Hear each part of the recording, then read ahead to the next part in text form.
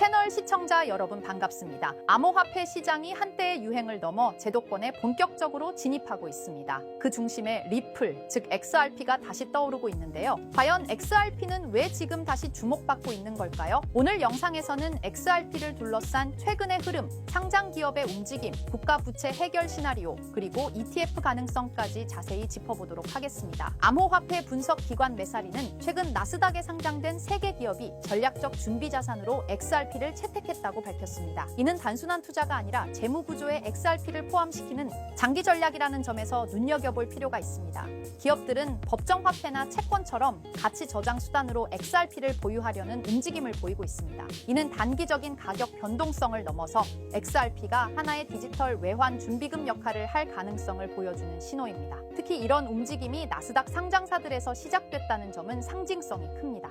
가장 눈에 띄는 기업은 중국계 AI 모빌리티 회사인 웨버스 인터내셔널입니다. 이 회사는 3억 달러, 한화로 약 4천억 원이 넘는 자금을 지분 희석 없이 조달해 XRP를 준비금으로 구축하겠다는 계획을 발표했습니다. 그리고 그 자금은 국경 간 결제 인프라에 활용된다고 밝혔죠. 이것이 중요한 이유는 XRP의 본래 목적, 즉 빠르고 저렴한 국제 송금과 딱 들어맞기 때문입니다. 회사 측은 미국 SEC에 정식 문서를 제출했고 자산운용사와도 전략적 파트너십을 맺고 있어 말뿐이 아닌 실질적 실행 단계에 들어선 모습입니다. 이런 흐름은 향후 다른 기업에도 모델이 될 수 있습니다. 에너지 기업 비보파워도 최근 사모자금을 통해 1억 2천만 달러 규모의 XRP 준비금을 구축하겠다고 발표했습니다. 에너지 산업과 암호화폐는 언뜻 연관이 없어 보일 수 있지만 사실상 재무 안정성과 글로벌 확장성을 고려할 때 디지털 자산은 좋은 선택지입니다. 특히 전통 산업계에서도 XRP를 활용하려는 움직임은 XRP의 이미지와 쓰임새를 완전히 바꾸어 놓을 수 있습니다. 즉 XRP가 단지 거래소에서 사고 파는 코인이 아니라 기업들이 신뢰하고 예산을 배분하는 디지털 자산으로 진화하고 있는 것이죠. 이처럼 기업들이 XRP를 선택하는 흐름은 이제 국가 단위의 경제 문제 해결 논의로까지 확장되고 있습니다. 미국의 국가 부채는 현재 36조 달러를 돌파했는데요. 사실 너무 커서 감이 잘 안 오실 수도 있지만 이는 GDP의 122%, 즉 나라가 벌어들이는 것보다 훨씬 많은 돈을 빚지고 있다는 뜻입니다. 이 상황에서 일부 전문가들은 기존의 부채 기반 시스템이 한계에 도달했다고 말하고 있는데요. 블랙스완 캐피탈리스트의 창립자 베르산 알자라는 XRP가 이러한 문제 해결에 쓰일 수 있다고 주장합니다. 그는 미국 재무부가 부채를 디지털 자산으로 토큰화하고 금에 연동된 RLUSD라는 스테이블 코인과 함께 XRP를 글로벌 거래의 가교로 삼을 수 있다고 설명했습니다. 물론 현실화되기까지는 여러 장벽이 있지만 XRP가 국가 레벨의 경제 시스템에서 논의되고 있다는 것 자체가 흥미로운 변화입니다. 현재 미국 SEC는 XRP 현물 ETF 승인을 계속해서 미루고 있습니다. 하지만 예측 플랫폼 폴리마켓에서는 2025년까지 승인될 확률이 무려 98%로 집계됐습니다. 시장 참여자들은 XRP에 대한 장기적 신뢰를 보여주고 있는 것이죠. ETF는 기관 투자를 위한 문을 열어주는 통로입니다. 비트코인이 ETF로 인해 기관 자금을 대거 유치한 것처럼 XRP도 그 흐름을 따라갈 가능성이 있습니다. SEC의 승인 시기는 빠르면 10월, 늦어도 내년 말까지라는 전망이 지배적입니다. 비트와이즈, 그레이스케일, 프랭클린 템플턴 등 수십 개 자산운용사들이 XRP ETF 신청에 나선 상황입니다. 이는 XRP가 단순히 실험적 코인이 아닌 장기 포트폴리오 대상으로 주목받고 있다는 뜻입니다.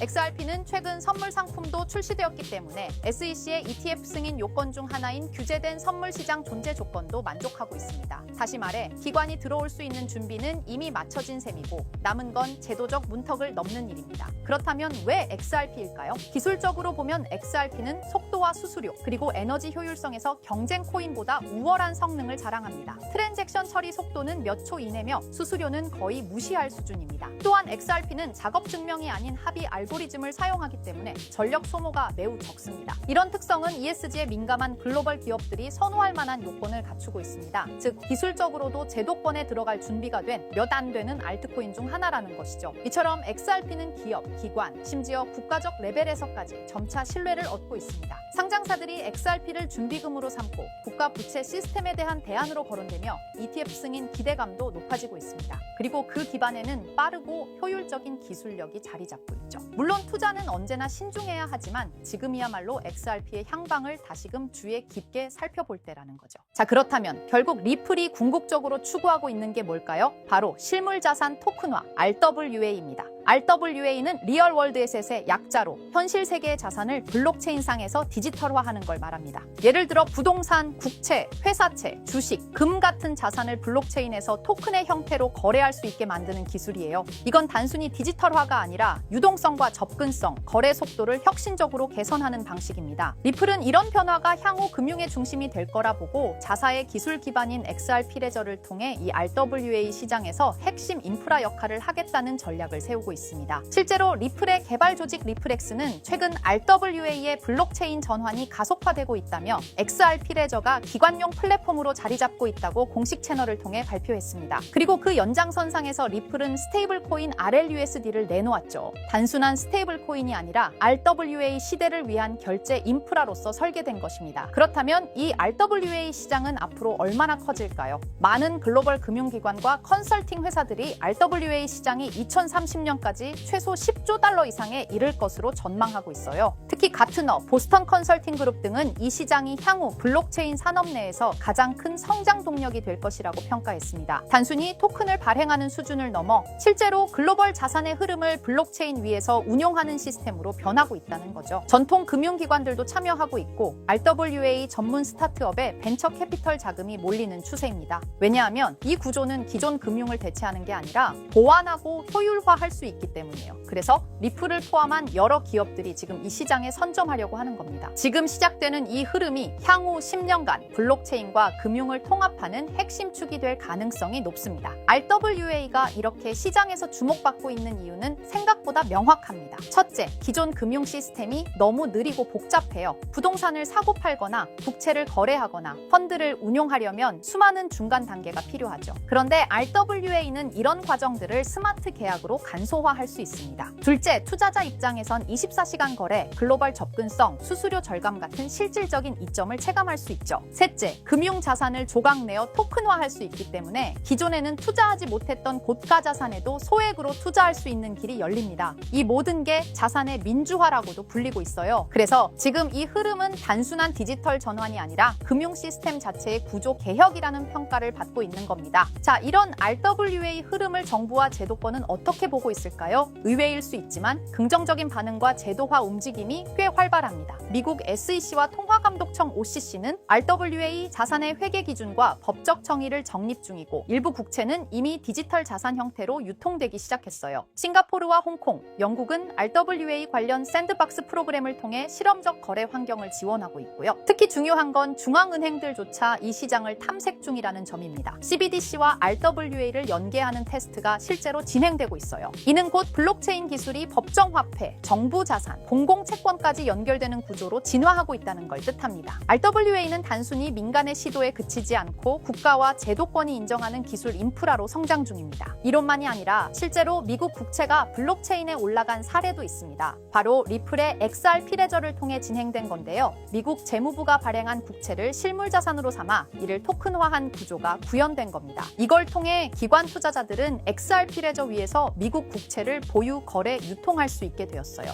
이건 굉장히 중요한 시사점을 줍니다. 왜냐하면 세계에서 가장 안정적인 자산으로 평가받는 미국 국채조차 블록체인 기반으로 옮겨졌다는 건 기술의 신뢰성과 법적 기반이 이미 어느 정도 충족되었다는 뜻이거든요. 리플은 XRP 레저를 통해 국채 같은 고신뢰 자산의 디지털 거래 인프라를 제공하면서 RWA 시장에서 자신들의 역할을 구체적으로 증명하고 있는 셈입니다. 그리고 드디어 등장한 이름 블랙록입니다. 다들 아시죠? 무려 11조 달러 이상을 운용하는 전 세계에서 가장 큰 자산 운용사. 그런 블랙록도 이제는 RWA 시장에 뛰어들었습니다. 블랙록의 CEO 레리 핑크는 이렇게 말했어요. 모든 금융 자산은 토큰화될 것이다. 즉 부동산, 채권, 펀드, 주식 전부가 앞으로는 블록체인에서 거래된다는 의미죠. 그리고 블랙록은 이 시장이 향후 10년 안에 약 30조 달러 규모로 성장할 것이라고 전망했습니다. 단순히 말을 한 게 아니라 직접 자신들의 펀드를 블록체인 형태로 내놓기 시작했어요. 블랙록이 이렇게 움직인다는 건 RWA가 올드머니의 신뢰까지 얻었다는 의미입니다.